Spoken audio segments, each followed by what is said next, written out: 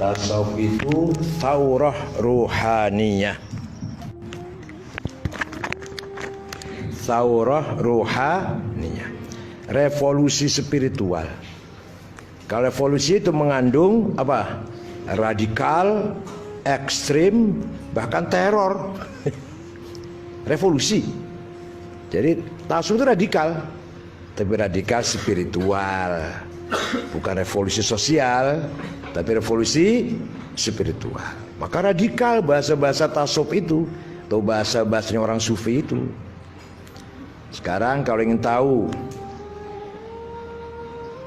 tadi itu yang sudah disinggung oleh Mas Mursid banyak. Orang sufi kalau ngomong nggak peduli mau ditanggapi positif atau negatif. Berarti kan orang dableng. Kalau bahasa kasar, itu bahasa halusnya lillahi ta'ala. Dia la yakhafuna law matalah likai la ta'saw ala ma fatakum wa la tafrahu bima atakum. Ketika gagal tidak putus asa atau minder, ketika mendapat pujian sukses tidak sombong. Itu orang sufi tanda-tandanya. Jadi ndablek lah kira-kira. Gus Dur ndablek. Nah, bukan masalah ndableknya, tapi orang yang punya prinsip.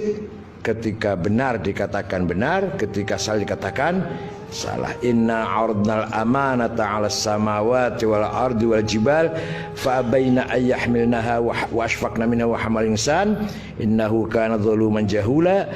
Allah menawarkan amanat kepada gunung, bumi, langit tidak mau karena ketakut. Manusia menerima amanat. Apa itu? Amanat mengatakan na'am terhadap kebenaran walaupun yang lain tidak berani atau ragu-ragu atau diam, dan bila bisa mengatakan tidak, no, la, reject, menolak terhadap kebatilan walaupun yang lain menerima atau ragu-ragu atau bingung atau diam.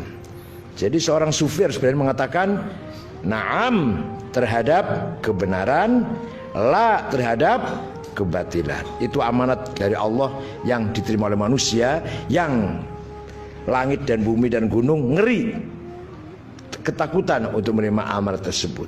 Nah, udah. Sekarang kalau ada orang ngejek saya, membuli saya atau Mas Ulil atau Mas Muksid atau Gus Dur, semua yang diucapkan oleh manusia ini adalah kalimatu haqqin atlaqaha Allah bilisanihi. Jadi yang keluar dari manusia itu kalimatnya Allah sebenarnya. Ya biarin aja yang kalimatnya Allah kok. Kalimatnya Allah, kalamullah melalui mulutnya orang itu. Kalau ada orang menjelekkan saya, ya anggap kritikan dari Allah. Kalau ada orang muji-muji saya, ya itulah amal kita diterima oleh Allah. Nggak usah sombong dan nggak usah minder kalau dicaci maki. Wong itu kalamullah kok. Paham nggak? Paham nggak?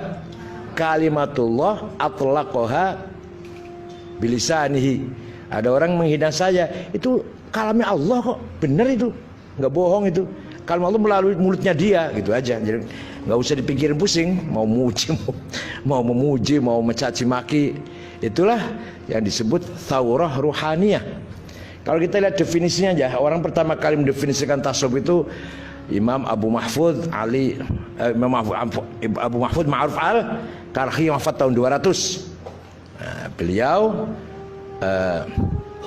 masuk Islamnya di tangan Imam Ali Ridho, Imam Syiah yang ke-8.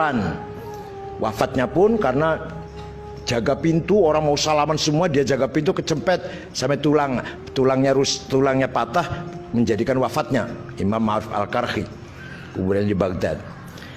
Orang pertama kali mendefine tasawuf itu Ma'ruf al-Karhi. Apa coba definisinya?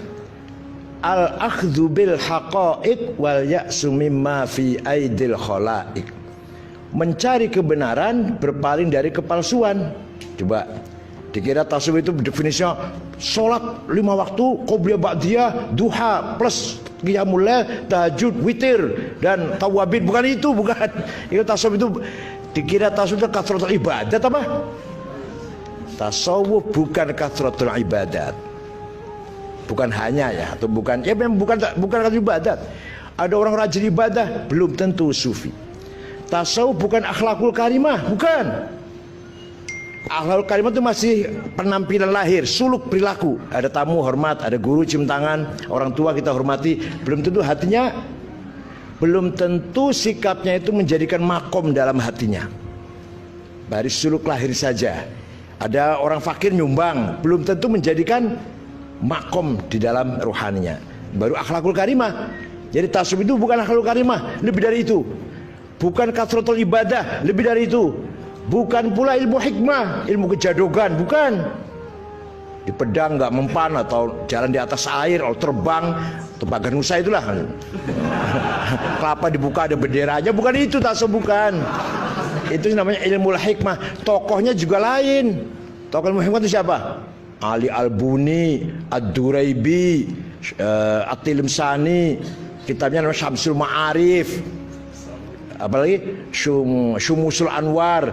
Itu tokoh-tokoh ilmu hikmah.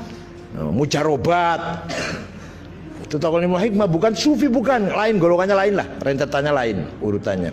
Nah, oleh karena itu tasawuf adalah mencari hakikat, mendapatkan hakikat yang sebenar-benarnya dan berpaling dari kepalsuan. Padahal kita ini hidup di alam yang penuh dengan kepalsuan. Ada kepalsuan gelar, ada kepalsuan sorban, gamis, ada kepalsuan jenggot,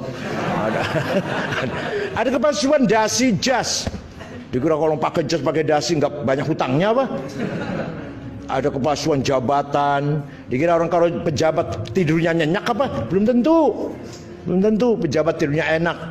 Apa dikira kalau sorban besar untuk pegang kunci surga apa? Sama sekali tidak.